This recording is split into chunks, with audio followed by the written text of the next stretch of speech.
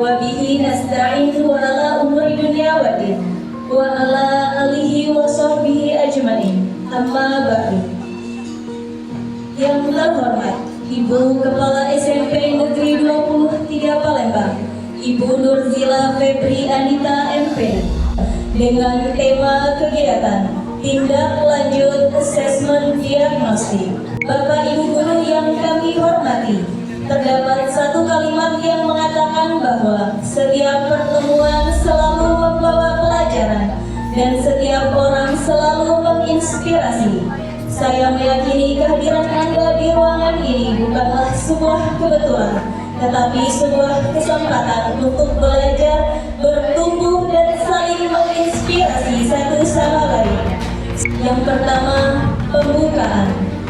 Kedua, sambutan dan arahan dari Ibu Kepala SMP Negeri 23 Palembang. Ketiga, pemaparan program kerja Pondok Pindang 23 tahun ajaran 2026-2027.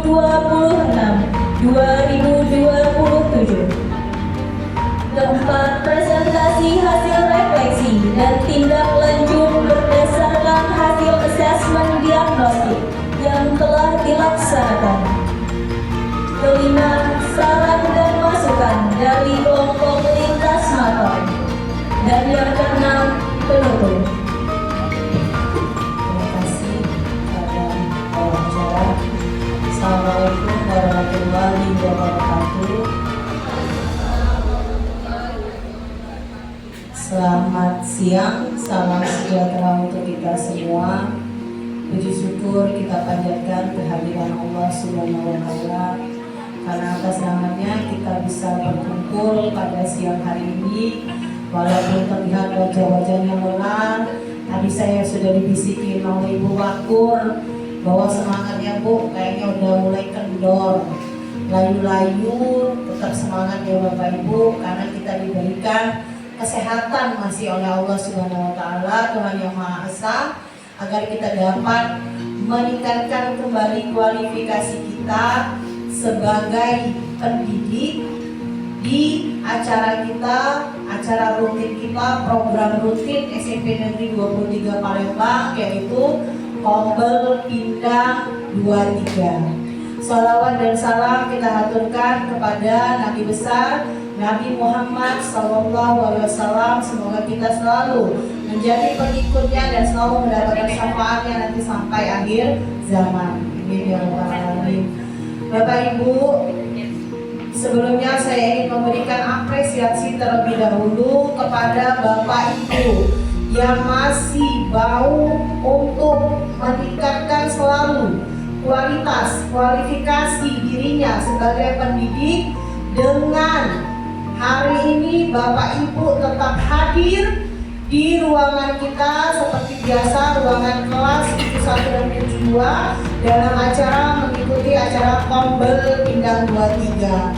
Bapak Ibu, sebelum saya membuka acara ini, izinkan saya terlebih dahulu memberikan hasil evaluasi ya Bapak Ibu.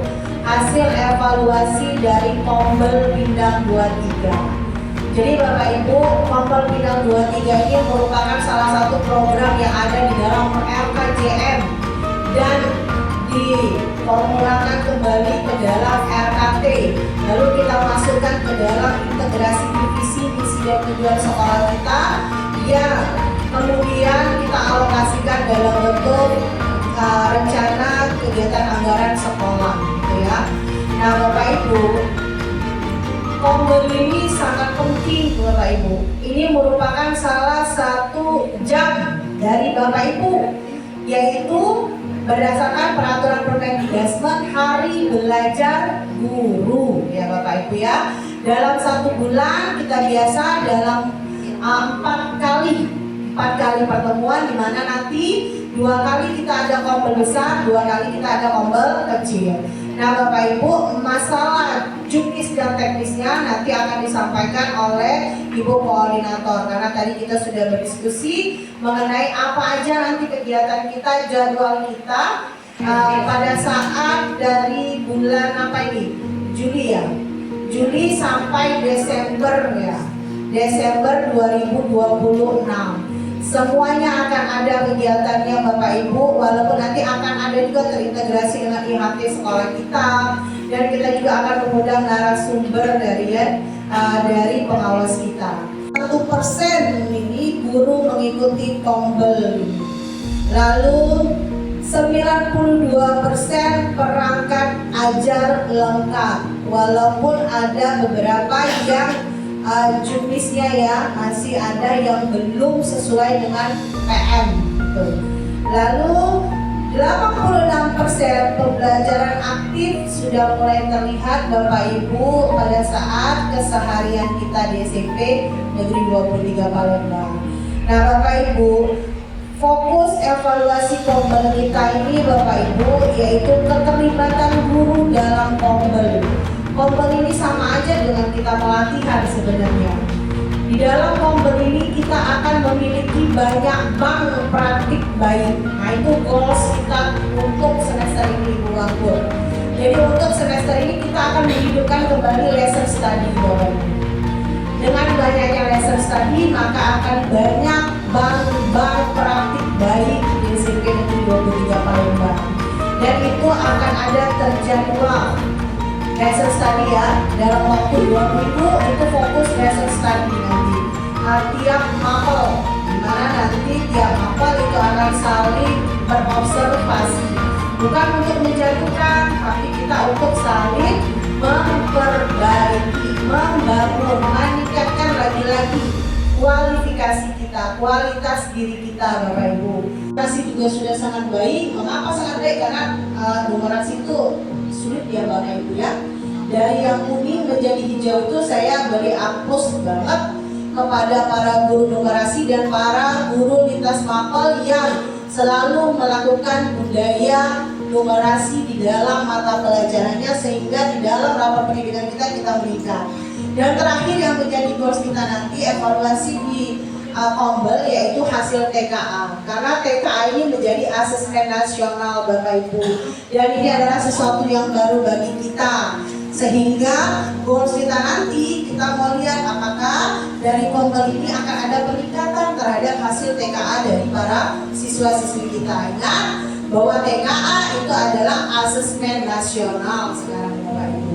Dari evaluasi kami tim komunitas belajar Kombel Minda SMP 23, bagaimana dampak dari Kombel ini mempengaruhi perkembangan atau goals dari visi, misi dan tujuan sekolah kita.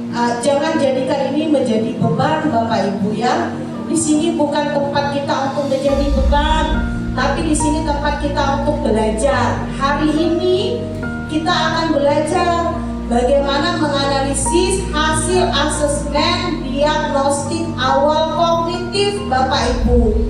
Apakah hasil asesmen diagnostik kognitif itu Bapak Ibu benar-benar gunakan pada saat Bapak Ibu nanti membuat perangkat ajarnya, membuat RPP-nya? Ada beberapa guru yang tetap tidak mau menggunakan hasil asesmen itu.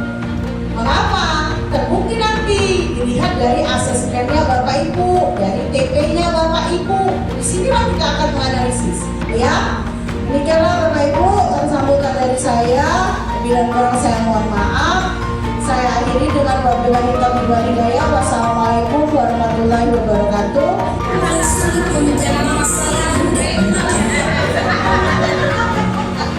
Menjadi bayi, dua sayapnya ini bulunya menembak dan menjadi beban berat orang untuk terbang. Allah menghadapkan dengan dua pilihan, yaitu mati atau menjalani proses perubahan yang menyakitkan selama 150 hari. Assalamualaikum warahmatullahi wabarakatuh. Dari tayangan yang sudah kita tonton tadi itu ada gambarannya, dimulai bahwa elang itu sampai usianya 70 tahun, tapi dengan semangat dan kekuatannya akhirnya dia juga bisa berdiri seperti berusia 30 bahkan 40 tahun. Dengan itu dari pembelajaran kita menyadari bahwa kalau usia kita sudah menginjak lansia 40 tahun atau sampai 70 tahun, tapi kita tetap semangat untuk merubah apa yang terjadi dengan perkembangan saat ini. Dari video tersebut, jika kita ingin memiliki sesuatu yang lebih, ada hal yang besar yang perlu kita lakukan seperti itu. Semoga apa yang telah disampaikan oleh Ibu bermanfaat bagi kita semua. Amin. Acara selanjutnya yakni pemakalan program kerja Pembel Pindang 23 tahun ajaran 2026-2027 yang akan disampaikan oleh Ibu Aprilia selaku Ketua Pembel Pindang 23. Kepada Ibu April dipersilakan. Assalamualaikum warahmatullahi wabarakatuh. Izin menyampaikan tentang agenda kita di tahun pelajaran 2026-2027 di semester ganjil ya. Diagnostik 3 lanjutnya sekalian kesepakatan sosialisasi program dan kesepakatan komunitas belajar. Dilanjutkan bulan Agustus itu nanti ada IHP tentang berbasis IT yang akan didatangkan atau narasumbernya dari Pak Konten. Nah, dari hasil program media IT itu nanti kita akan integrasikan dalam modul ajar dan dipraktikkan kembali di kelas bersama siswa. Itu direncanakan dari tanggal 26 sampai 28 Agustus ya. Untuk acara selanjutnya yakni acara yang mungkin Bapak dan Ibu guru tunggu-tunggu, yakni presentasi hasil refleksi dan tindak lanjut berdasarkan hasil diagnostik yang telah dilaksanakan, yang akan dipresentasikan berdasarkan spin nama mata pelajaran dan guru yang mengampu. Ini soalnya sebanyak 10, terdiri dari 3 pilihan ganda, 3 pilihan ganda kompleks. Hasil diagnostiknya dari kelas 81 sampai dengan kelas 85 itu untuk bilangan berpangkat. Yang dipilih itu dari soal nomor 1, 4, dan 7 itu masih ada hanya 128 anak yang menjawab benar, sisanya salah. Kemudian yang soal yang kedua 77 anak dari 200 siswa. Kemudian ini 168 anak yang menjawab benar. Itu untuk yang bilangan berpangkat. Ini adalah 83, ini yang 84, dan yang ini 85 ya Bapak Ibu ya. Jadi ini yang kelompok A yang fondasi, yang mereka yang masih belum paham. Kelompok B itu untuk yang sudah lebih paham, jadi agak cukup paham ya. Kelompok C yang sudah paham. Di sini nanti guru bisa membantu untuk ada video, 2 video. Kemudian ini yang aktivitas pertama yang untuk yang kelompok A yang ini seperti ini, yang kelompok B dia yang seperti ini, nanti yang kelompok C dia seperti ini. Jadi yang dipilih adalah diferensiasi proses ya Bapak Ibu. Dilihat dari studi skema itu sudah tervariasi dan menurut kami sudah bagus. Itu tanggapan dari kami dari rekan-rekan. Tetap semangat Ibu April. Fondasi dasar numerasi ya Bu ya, matematika. Tadi saya lihat Ibu sudah mendapatkan kondisi bahwa anak Ibu kelompok A, kelompok B, kelompok C ya, fondasi. Berarti yang belum paham, lalu ada yang cukup paham, kemudian ada yang sudah paham terkait ini dari hasil tadi. Lalu muncullah yang namanya pembelajaran berdiferensiasi ya Bu ya. Tadi saya dengar Ibu berdiferensiasi proses. Tujuan pembelajarannya apa Bu? Yang nomor 1 Ibu peserta didik dapat mengidentifikasi dan menggeneralisasi hubungan antara perkalian berulang, aturan tanda bulan dan konsep dasar bulan terutama bulan dengan tepat ya. Sekali lagi dong ya. 1, 2, 3.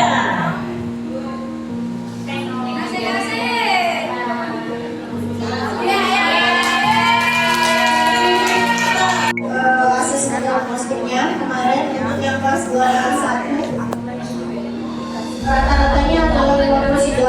Jadi dengan jumlah siswa yang sangat paham itu ada sebanyak 5, kemudian yang paham ada 10, dan yang cukup paham ada 20. Sisanya masih 5 yang kurang paham. Kemudian untuk yang kelas 82 itu udah lumayan besar karena rata-ratanya udah dapat 92. Sangat pahamnya sudah hampir 36 orang. Jadi sisanya berada di kategori paham. Jadi ini RPP kami untuk perwakilan IPA. Jadi tujuan pembelajarannya mengambil dalam analisis perbedaan dari salah dan salah terlihat. Kemudian model pembelajaran yang digunakan adalah PBM.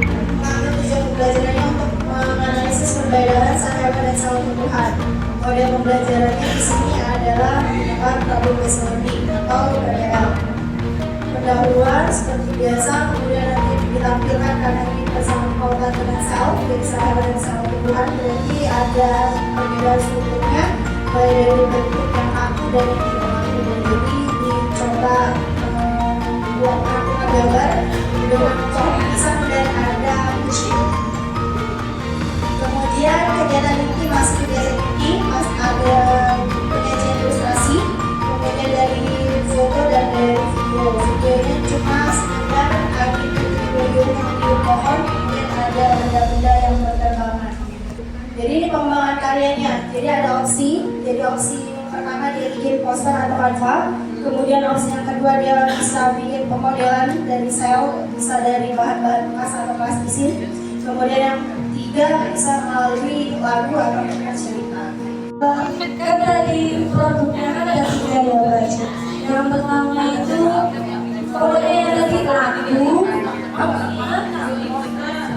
poster, lagu sama kanva ya.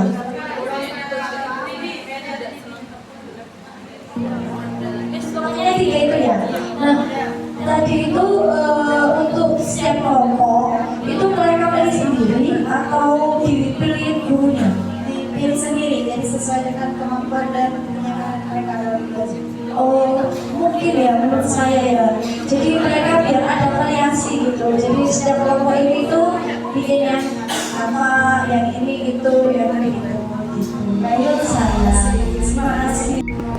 Dia mengkonfirmasi berarti asesmen diagnostik non kognitif yang digunakan untuk diferensiasinya sebagai apa ya, dipilih gaya belajar.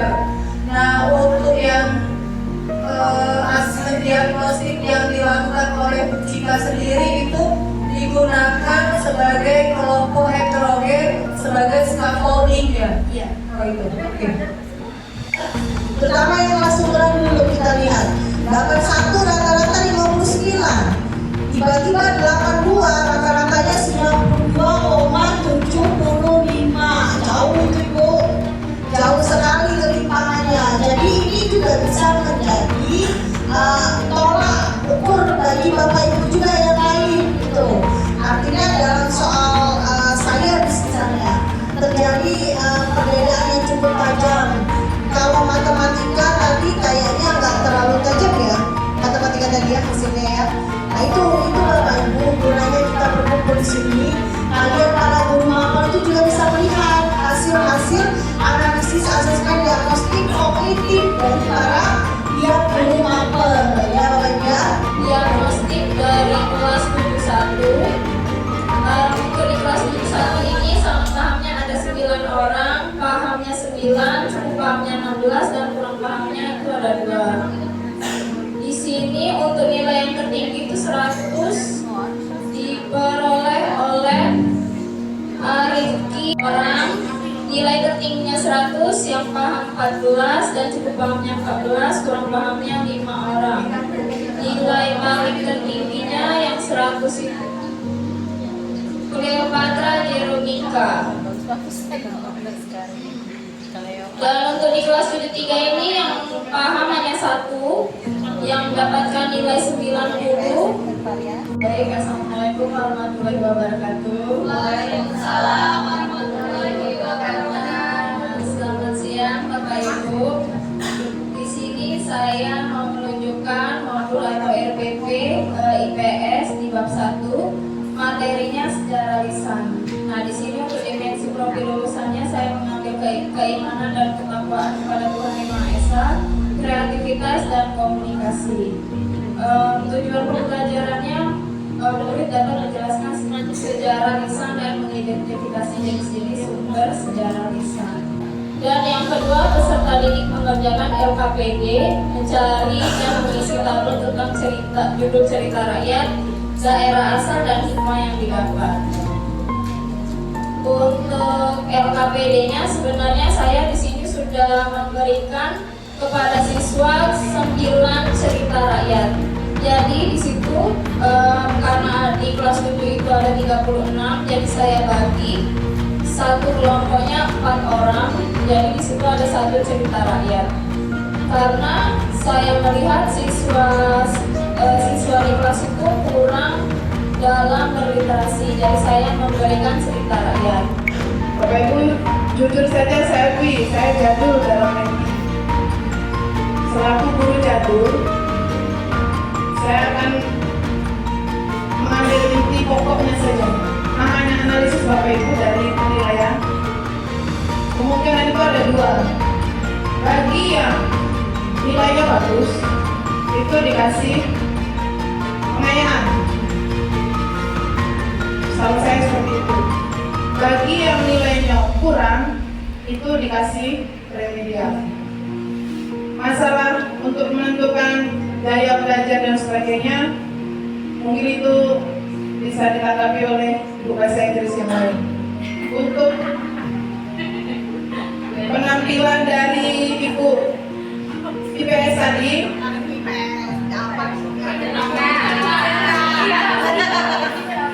Ibu Ika yang cantik, maaf Bu ya. Iya, ada apa Bu? Santai Bu. Secara keseluruhan sudah bagus. Dia mengangkat cerita rakyat. Cuman di sini saya belum lihat anak yang bagus dikasih pengayaannya apa. Kemudian anak yang nilainya di bawah standar dikasih remedialnya apa.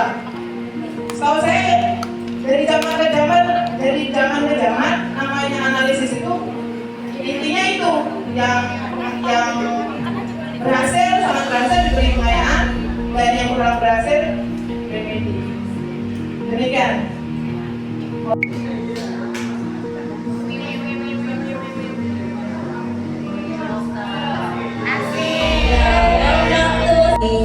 Asesmen awal seni budaya kelas 8 dimulai dari kelas 81 dan sampai dengan 88 itu hasil rekapitulasinya adalah 42% itu salah paham, 40% itu dipaham, cukup paham di 11,88%, kurang paham itu di 5,62%.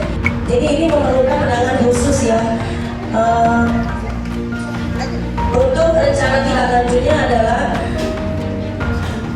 jadi kami menyediakan video demonstrasi gerak atau visual kepada siswa yang kurang paham atau cukup paham dengan penanganan eksplorasi pola latai dan kelompok yang sangat paham. Jadi nanti ada foto sebagian antara yang sangat paham dan tidak atau kurang paham. Jadi yang kemarin asesmen awal itu saya kaitkan dengan persatuan saya di materi gerak dari tradisi.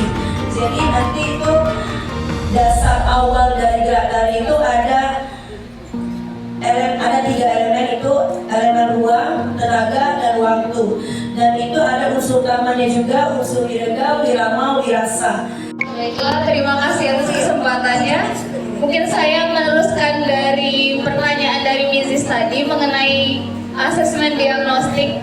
Sementara yang saya pahami, asesmen diagnostik itu adalah salah satu tujuan kita untuk melihat kemampuan awal siswa untuk kita merancang pembelajaran. Jadi bukan bukan setelah kita dapat hasilnya itu kita dapat memberikan remedial maupun pengayaan, tapi kita memberikan diferensiasi dalam pembelajarannya. Bisa itu diferensiasi terhadap proses, misalnya dalam prosesnya kita memberikan diferensiasi dalam bimbingannya, ada scaffolding untuk yang belum mampu, untuk yang paham itu bisa ada diskusi kelompok terarah dengan bantuan sesekali. Kalau yang sangat paham itu belajar mandiri dan juga ditanyakan sudah selesai atau belum, nah seperti itu. Kalau diferensiasi konten itu yang untuk yang belum paham bisa ada materi dasar, bantuannya, atau mereka belum hafal perkalian atau tangga satuan panjang itu diberikan kontennya di LKPD-nya seperti itu.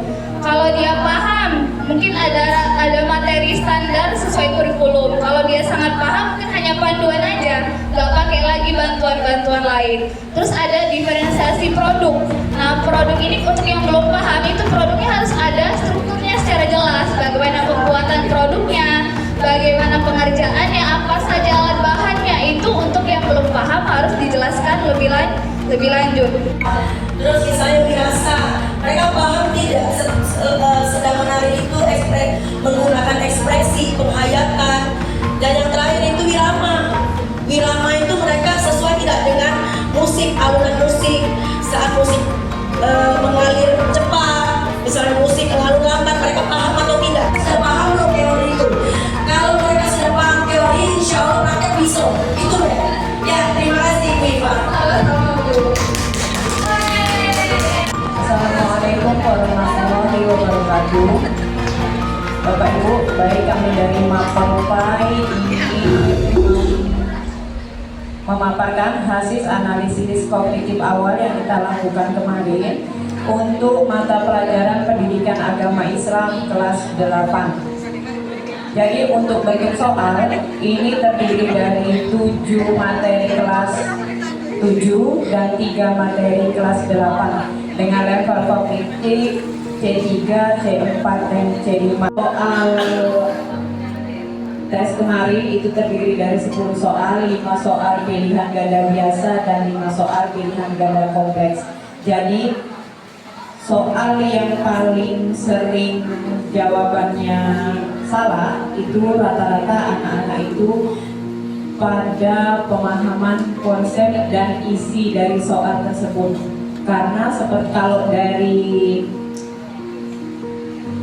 pemahaman saya, setiap saya mengajar, kemudian kalau mungkin sama ya Bapak Ibu ya, ketika kita meminta anak untuk membaca atau literasi pada awal pembelajaran, dan ketika kita tanya balik, anak itu pasti mereka tidak memahami apa yang mereka baca.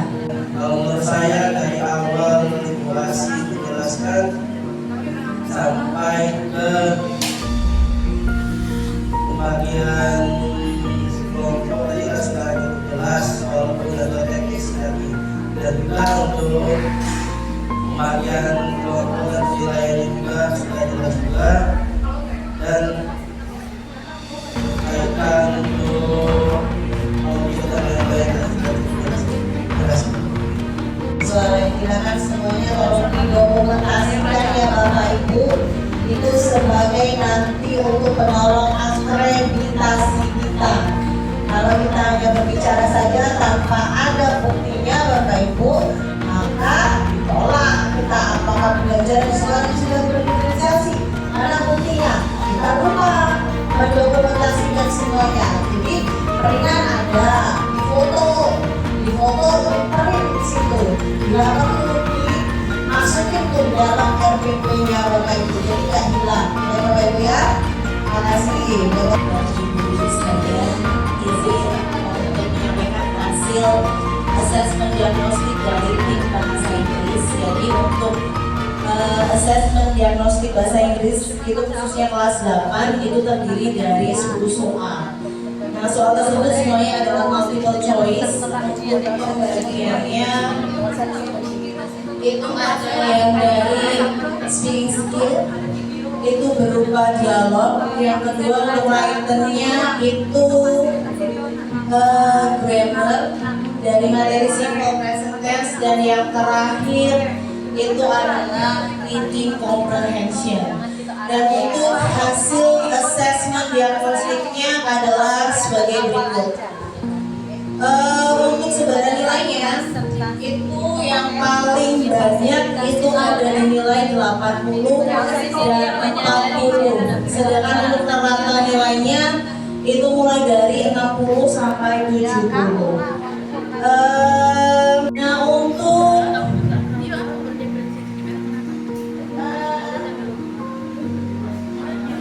hal yang akan kami lakukan selanjutnya berdasarkan hal tersebut, kami membaginya menjadi 3 kelompok. Yang pertama itu kelompok dengan level yang tinggi atau advance, itu dimulai dari nilai 80 sampai 100. Kemudian untuk kelompok yang sedang itu intermediate, itu mulai dari nilai 56 sampai 79, dan yang terakhir untuk kelompok rendah itu nilai yang di bawah 55.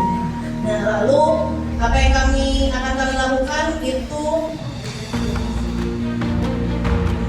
tentukan di dalam KPM ini. Nah, langsung kami sampaikan saja intinya. Untuk pembelajaran yang kami lakukan yaitu menggunakan diferensiasi konten. Jadi berdasarkan hasil asesmen diagnostik tadi, kami membaginya menjadi 3 kelompok.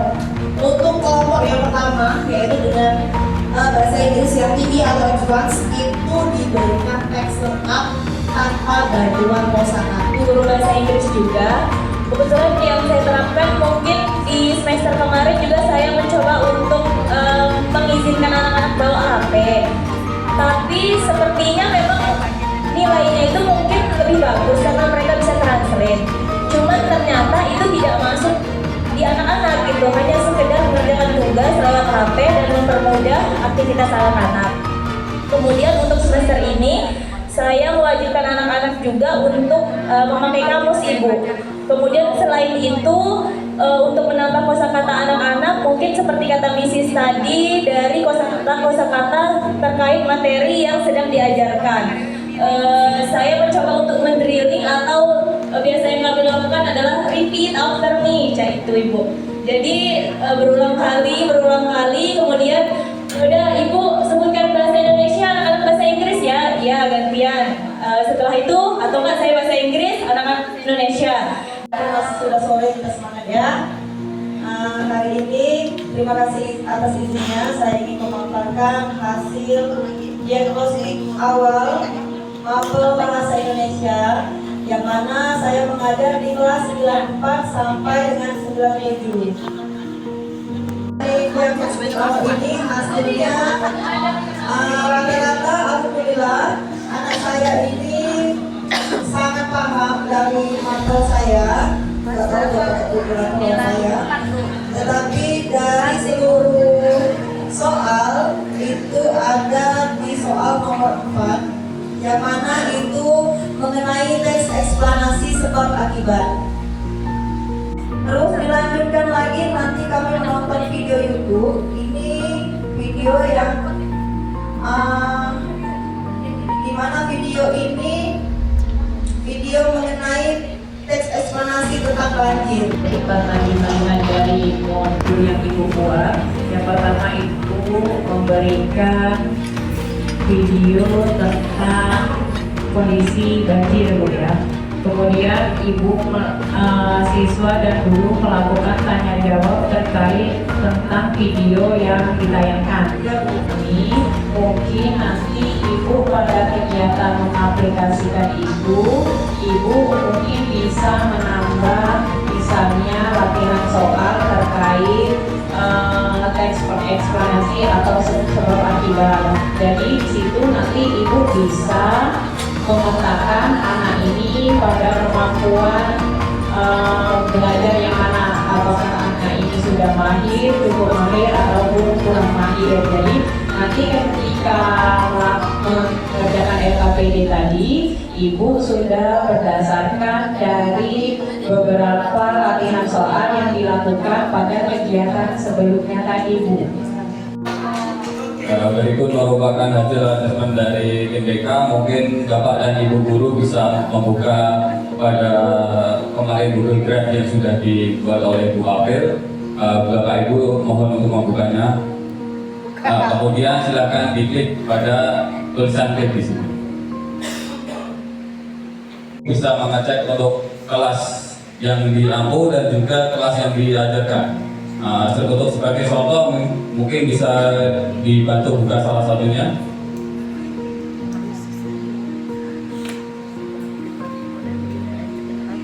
Nah, ini adalah hasil assessment yang telah disusun oleh tim BK.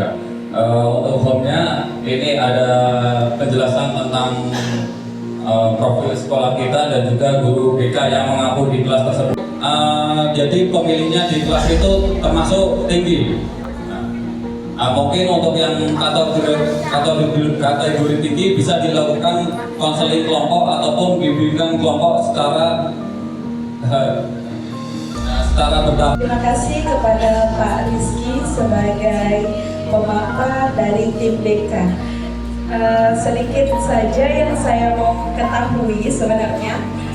Seperti yang kita ketahui di kelas 7 ada di kelas 7 kalau tidak salah ada anak yang berkebutuhan khusus, ya.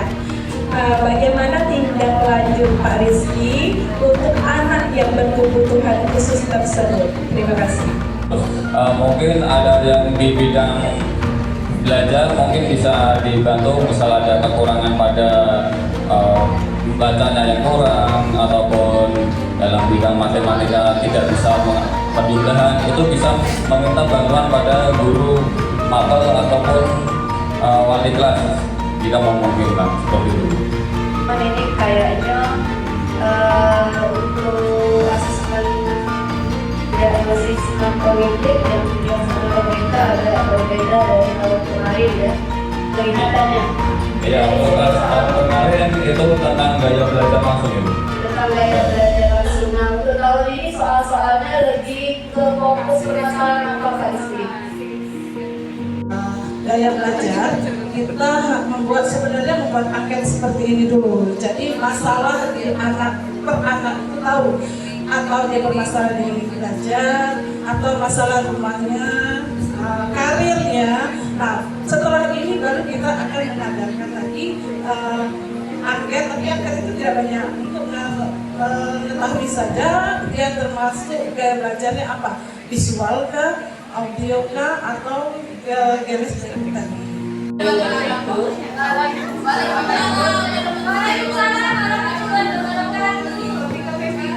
Saya mewakili informatika akan mensosialisasikan hasil asesmen diagnostik untuk mata pelajaran informatika kelas 9 ini. Yang sangat paham hanya 1 orang. Kemudian itu tadi mungkin saya ekspektasi terlalu tinggi, jadi saya buat soal C3 nya lebih banyak. Jadi yang beda-beda ya, soal beda-beda. Di sini dari seluruh total mahasiswa yang saya ajar, 7 kelas yang saya ajar, yang sangat paham hanya 0,8%. Jadi yang paham hanya 15%, cukup paham untuk 7,8% dan sisanya kurang paham. Lebih terstruktur lagi, lebih banyak konsep dan pengayaan, dan mungkin kalau siswa pakai media interaktif lebih tertarik ya daripada yang jadi rencana kami, rencana saya mungkin di 2 minggu untuk orang teman yang tidak lanjut selanjutnya RTP yang saya buat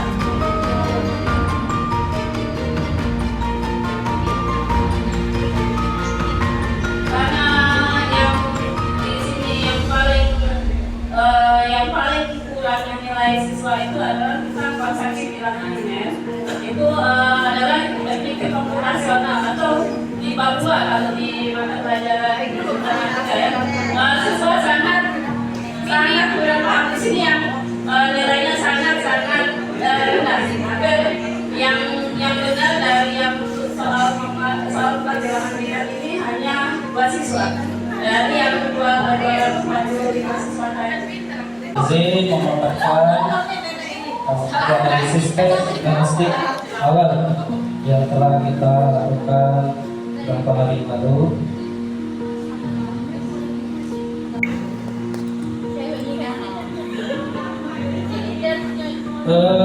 Berdasarkan hasil analisis data asesmen diagnostik kognitif keseluruhan yaitu kelas 8 ada 319 peserta, diperoleh gambaran kesiapan belajar sebagai berikut, yaitu kelompok mahir nilai 80 sampai 100 itu ada 103 siswa dengan presentasi 42,32%, itu sangat baik dalam memahami konsep gerak, koordinasi, analisis, keselamatan dan mekanika gerak.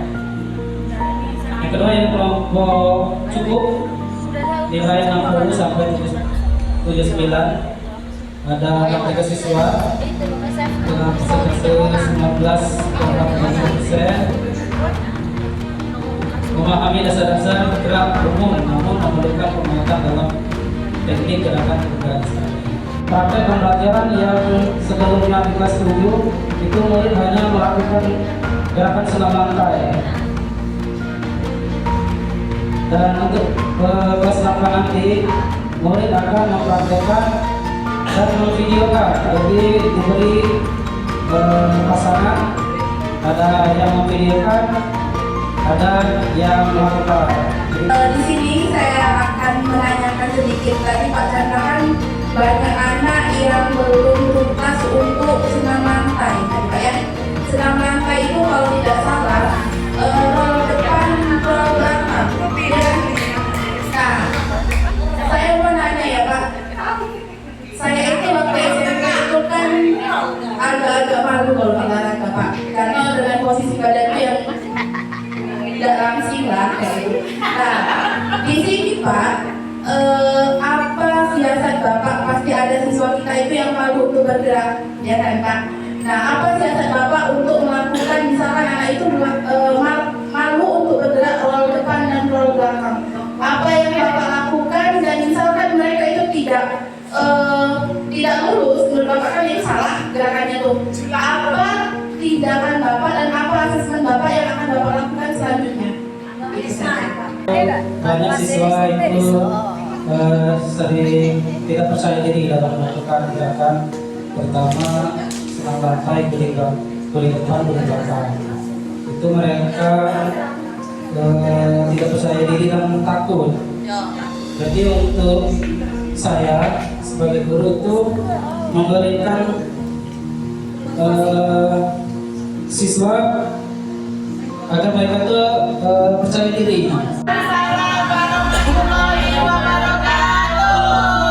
Saya perwakilan dari BPKN akan menyampaikan hasil asesmen awal kemarin dan tindak lanjutnya Pak. Pertama di sini dilihat dari pemetaan hasil awal kelas 8, yaitu untuk siswa 25%, cukup paham 35,4% dan 11 siswa 13,9%. Yang paham 13 siswa, cukup paham 13 siswa dan kurang paham 4 siswa. Dari nomor tinggi yaitu 100. Lanjut ke 47 yaitu rata-ratanya dapat 69,00. Yang tingginya 100, cara pahamnya cuma 12 siswa, pahamnya 10 siswa, cukup paham 11 siswa, dan kurang paham 7 siswa. Di sini kami cukup paham. Dan untuk selanjutnya nanti juga diharapkan untuk pembahasan LPPD-nya yaitu seperti berikut. Nanti dikasih LPPD itu seperti dapat di atas, kasih contoh dan juga soal. Nanti diharapkan terlebih dahulu yang salah paham dan salah paham nanti akan mengajarkan yang kurang paham. Bapak Ibu guru